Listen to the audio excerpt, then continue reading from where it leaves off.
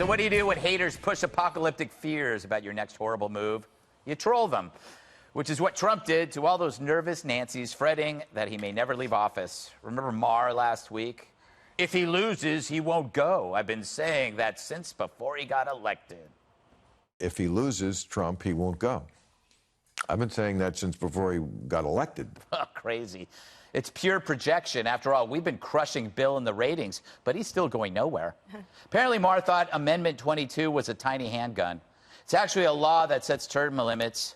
This fantasy that the outgoing president won't leave is akin to the losing hockey team refusing to hand over the Stanley Cup, or Jussie Smollett claiming he won't leave Empire, or Seth Meyers pretending he's funny. Oh. Trump knows this and can't resist having some fun, tweeting Sunday that his supporters demand that I stay longer. Who knows, a third term, maybe more. Not only does this tease his irrational critics, it gets at their real fear that they can't beat him, that he won't go after not the first, but the second term, meaning there will be more. So Trump critics are already getting the public to think past the re-election to Trump's third term. It's like when a car salesman has you talking about long drives up the coast, even before you bought the new ride and you're still living in Kansas. Still, before you know it, the keys are in your hand and Trump's back behind the wheel and the Dems are sitting at the bus stop checking their watch, waiting for 2024. That's great. Thank you, Dana. So I'll go to you first for complimenting me. It always works out that way, doesn't it? Thank you. I thought it was a really good segment, too, Greg. You know, Jesse, to that point, I knew that a long Trump time. knows how to have fun with his critics, doesn't he? Wait, what happened to me? No, it's okay. That seemed kind of unfair. I feel bad now. Emily, forget these two. No, I'm kidding. No, who would like to answer that first? Go ahead, Jesse. I'm out of the picture now. Okay, I think they're doing this for a few reasons. One, they need a new conspiracy because collusion died, so they have to prop that up. They also need this to justify the impeachment push. You know, he's not going to leave if we beat him, so we have to impeach him. Also, there's a psychological component.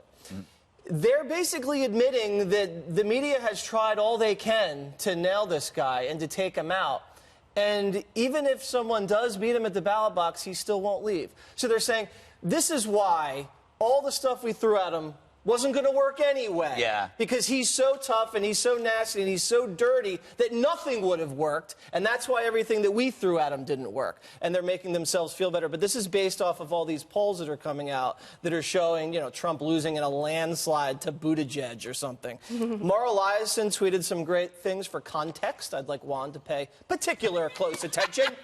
June 1983, Mondale up 10 points on Reagan. Remember how that turned out? June 91, George H.W. Bush beating an unnamed Democrat by 30 points. June 95, Dole beating Clinton. And June 2001, an unnamed Republican smoking Barack Obama. So it's very early. So let's just keep our powder dry. All right, Juan. That was. Have you ever heard the phrase "thinking past the sale"?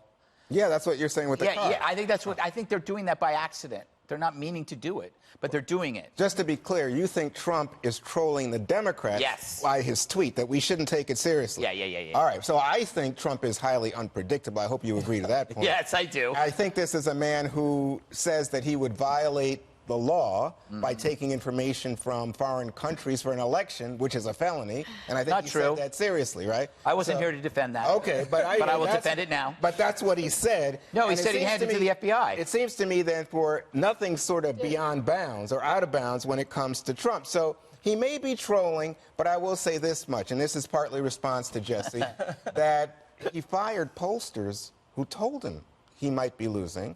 No, he fired the ones that he thought leaked it. Yeah, but that's part of the whole team. You should fire leakers. He's upset about this. You know, I just think if he hadn't said before the election that if he lost to Hillary, he might not accept the election results, I would say, But now it's like both sides are feeding each other because he's given people a real reason to think, this guy will play beyond the rules. You, Juan Williams, don't believe that he's going to stay if he loses. It's impossible for him to stay.